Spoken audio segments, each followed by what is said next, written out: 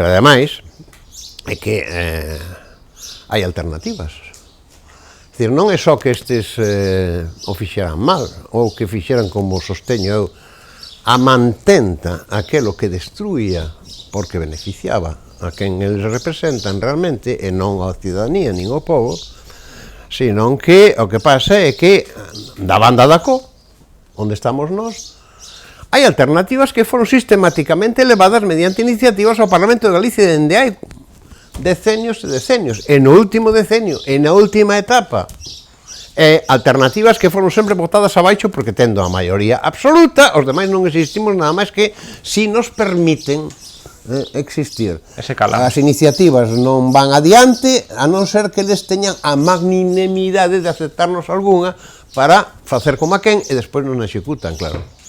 Por lo tanto, o necesario é poñer en marcha un proceso, como ti dis, de reconstrucción do país a fondo, con xente realmente honesta, con xente leal, con xente capacitada, pero con xente que poña o seu traballo político ao servicio dos electores e que realmente que faga aquilo que compre no mandato que recibiu para facer eso e que, por lo tanto, que gobernen para os cidadáns e que leven adiante todas as alternativas que están aí paradas. As alternativas estratégicas, alternativas de cousas concretas, as medidas en todos os terreos, dende a sanidade, a educación, o ensino, a industria, as finanzas, o medio ambiente, os ecosistemas, os sectores económicos, etc. Están aí, no idioma, na cultura. Están as alternativas. O que pasa que a xente non os coñece porque a pantalla mediática impide que, cando se defenderon, a xente os soubese. Sí, eso é así, non? Estes últimos meses,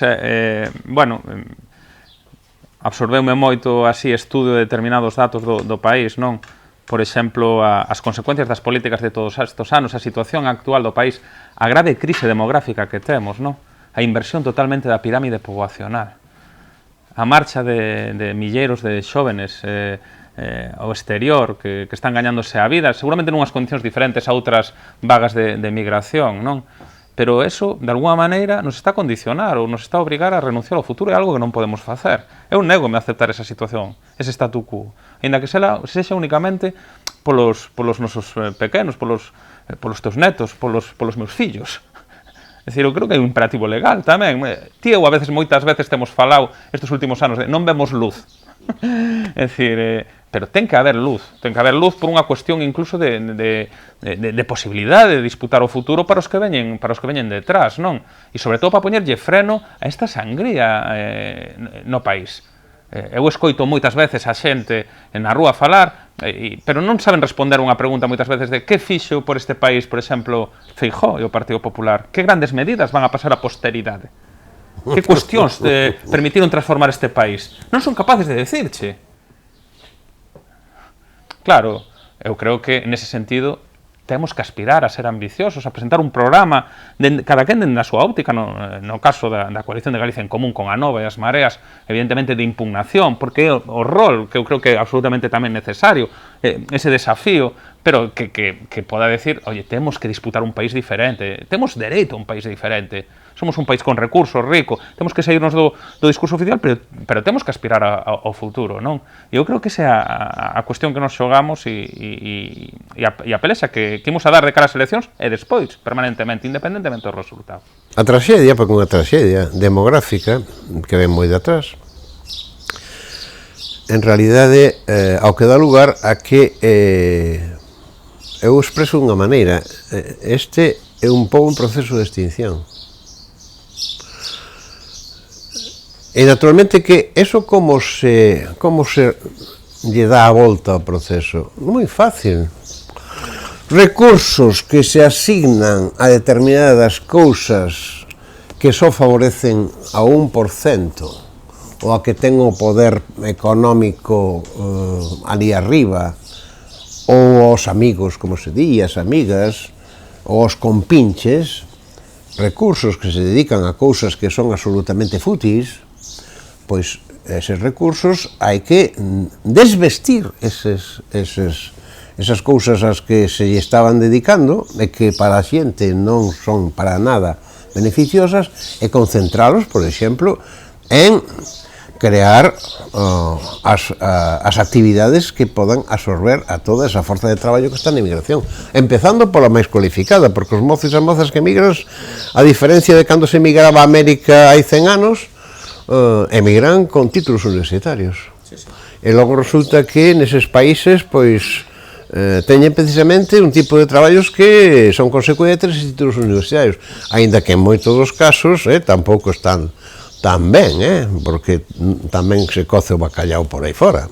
É dicir, a Europa de hoxe, a Europa rica de Europa de hoxe non é a de hai 40 anos. Pero o primeiro é invertir en educación, invertir en sanidade, invertir en servicios sociais, invertir en políticas de regeneración dos ecosistemas. Conciliación tamén, de conciliación. Por suposto, eso é fundamental. De xénero. As políticas de xénero, se non se fan políticas de xénero como debido, pois estaremos, non sei, as mulleres sigan sendo la pata quebrada aí en casa, como decían os viejos carcas, non? E logo, saber moi ben que tipo de apoio de financiamento público ten que darse ao que son actividades económicas propias, para empezar os sectores estratégicos do país. E iso está feito, ademais, está escrito, están as iniciativas feitas, só hai que sacalas dos arquivos onde están metidas e poñelas a andar, e pouco máis. Evidentemente estamos nun proceso electoral, evidentemente hai que facer un chamado á participación para o cambio, a participación para creer que temos dereito a outro futuro. Eu creo que iso é en estes momentos unha cuestión de supervivencia, non? E ti que sempre estiveches, bueno, subindo a pedra e logo indo a recoller abaixo, volvendo a subirla. Sísifo, sí. Sí, non? E outra vez, e outra vez. Bueno, pues, supoño que non tes tampouco resposta o que facer, non? Pero eu creo que sí que podíamos pechar de alguma maneira facendo un chamado a xente a que, a pesar do contexto, a pesar da situación, a pesar dese hábitat tan adverso para que emerxa unha alternativa, non só por cuestión propia, senón por cuestión impostas, que intentemos de alguma maneira abrir unha fiestra de esperanza para un futuro diferente para o país. Eu teño moi claro o que hai que facer. Teño moi claro. Irnos como os maquis ao monte. Non vayamos a... Eu, no fondo, teño un componente libertario, non? Lémbrome que alá polo ano 82, 83, recén creado ou constituído o BNG, aquel xornalista do réxime dos sindicatos, Emilio Romero, que fora o director de Pueblo, sorprendeme un día escribindo un artigo nun xornal de alta difusión dende Madrid que se titulaba Noticia dun anarconacionalista llamado José Manuel Beiras, non? Eu lembrome que ese artigo leíno xusto á volta dunha viaxe de vacacións cos meus fillos e con Aurichu. Empezábamos a vivir xuntos, que chegáramos hasta Viena, estivéramos no museo de Historia Natural, digámoslo así, de Viena, e cando lín aquel artículo contestelle con outro que se titulaba Los dinosaurios subsisten. Bueno, o que é certo é que había un componente libertario na miña... Pero o que pasa é que... Sempre houbo, Xosé. E de alguma maneira ti na túa frase sempre de alguma maneira defendiches nunha posición nacional. Pero teño claro que hai que ser non pragmático, senón activo con o norte ben claro. O primeiro que hai que facer é botar da Xunta a esa realidade de desalmados para salvar o país. O segundo que hai que facer é ter moi claro que vas ter todas as dificultades do mundo. E que, por lo tanto, tens que ter moito coraxe, e que non podes vacilar, e que non podes mostrar temor, porque coa patulea facha e fascista e simplemente a reaccionaria pasa como din que lles pasa aos seres humanos cos cans, e dende logo cos lobos. que como mostres temor estás perdido. Entón, non podes dar síntomas ningún de temor, nin de dar pasos atrás. Terceiro lugar, o que tens que ter moi claro que ti estás ali para defender a maioría da xente deste país, o que realmente é o povo. E que, polo tanto, o que tens que estar é tendo unha comunicación constante con esa xente e ser sempre veraz, non mentir nunca. E cando non podes facer unha cousa, decides, isto non o podo facer neste momento. E non ter temor deso, e en cambio facer o que sí podes facer, e que son cousas moi eficaces se sabes administrar ben os recursos, porque estes non saben ou non queren administrar os recursos.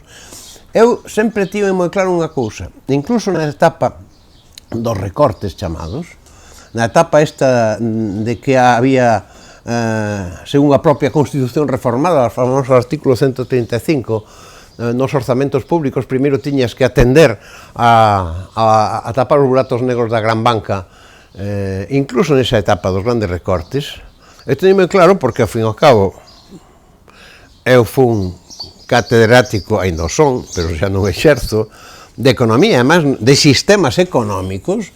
Eu tiña moi claro que os recursos limitados podes empregalos con prioridades A, B ou C. Podes ter unha escala de prioridades esta ou aquela outra prioridade. Se ti estableces a escala de prioridades en deses recursos limitados os dedicas a aquilo que máis necesidade ten a xente, aquilo que é primordial para poñer a andar a sociedade nun sentido progresista, entón evidentemente os recursos existen. O que pasa é que non van verlos para outras cousas que estos estaban facendo. En outro punto, xa non sei se o cuarto ou quinto, ter claro que, para empezar, se non faz as falcaturadas que fixeron estos, xa se gañou. Con non facer as barbaridades que fixeron estes, xa gañas moito, porque non estás destruindo nada. E logo, finalmente, ter solidaridade. Solidaridade no goberno, solidaridade entre as forzas políticas. Eu nací no 36.